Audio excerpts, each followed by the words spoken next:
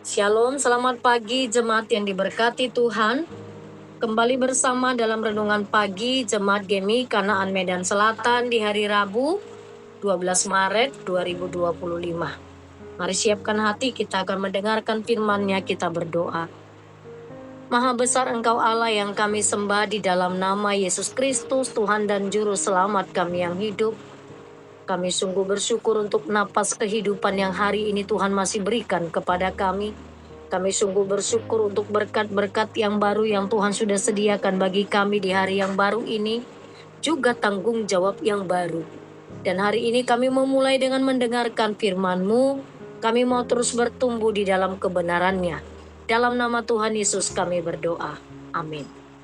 Firman Tuhan pagi hari ini dari kitab Pengkhotbah pasalnya yang ketiga ayat 1 sampai ayat yang ke-8. Jemaat terkasih, saya baca di ayat 1 demikian. Untuk segala sesuatu ada masanya, untuk apapun di bawah langit ada waktunya. Amin. Untuk segala sesuatu ada waktunya. Itu yang menjadi tema firman Tuhan bagi kita pada pagi hari ini. Teks ini adalah hasil perenungan dari Raja Salomo. Tema besar dari kitab Pengkhotbah kita memahami bicara tentang sebuah kesia-siaan. Menariknya di ayat 2 sampai ayat 8 ini, di dalam hidup ini menggambarkan bahwa ada dua fase, ada dua warna. Ada dua kutub yang berbeda yang akan dijalani setiap orang. Ada waktu untuk lahir, ada waktu untuk meninggal. Ada waktu untuk merobek, ada waktu untuk menjahit. Ada waktu untuk menangis, ada waktu untuk tertawa. Segala sesuatu ada waktunya. Ada dua warna kehidupan yang akan dialami manusia. Suka atau tidak suka, pasti dialami.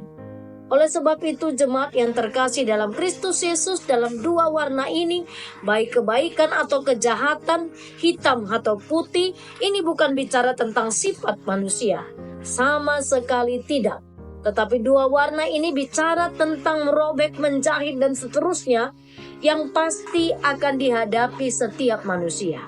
Jadi jemaat terkasih, catatan yang pertama bicara tentang segala sesuatu ada waktunya, setiap orang pasti menghadapinya. Tiap warna itu akan datang sesuai dengan waktunya dan pasti akan datang. Kapan waktunya tidak bisa diprediksi.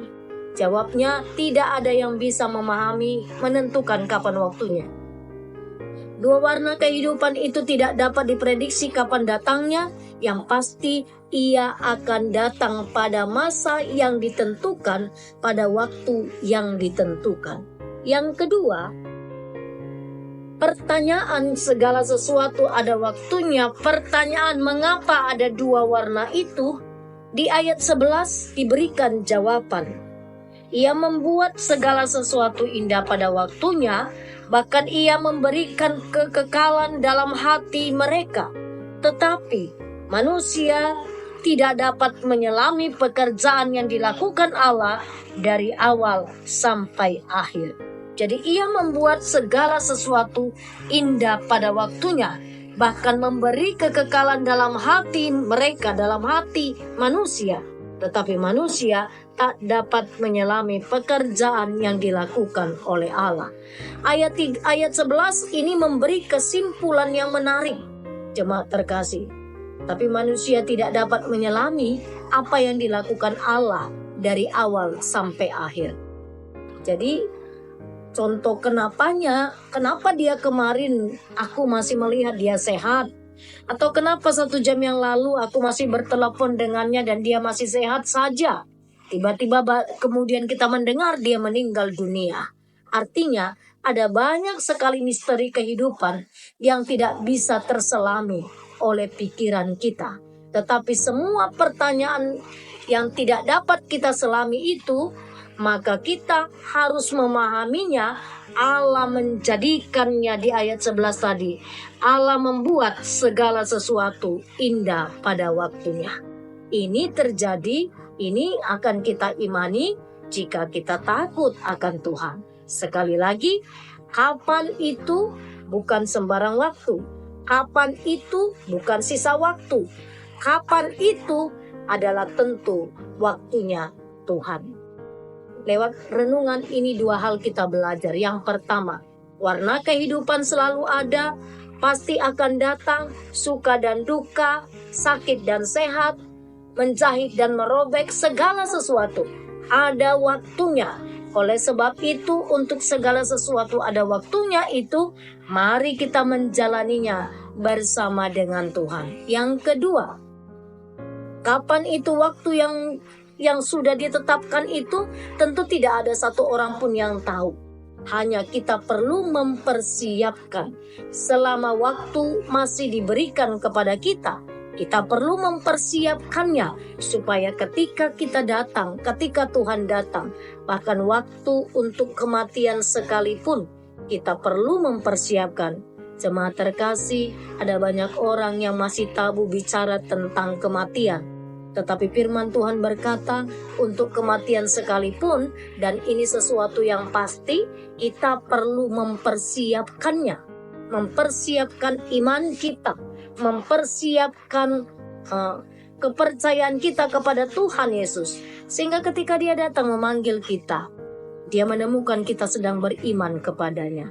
Selamat menggunakan waktu dengan sebaik-baiknya. Amin, kita berdoa. Bapa di sorga, kami bersyukur firman-Mu sudah kami dengarkan.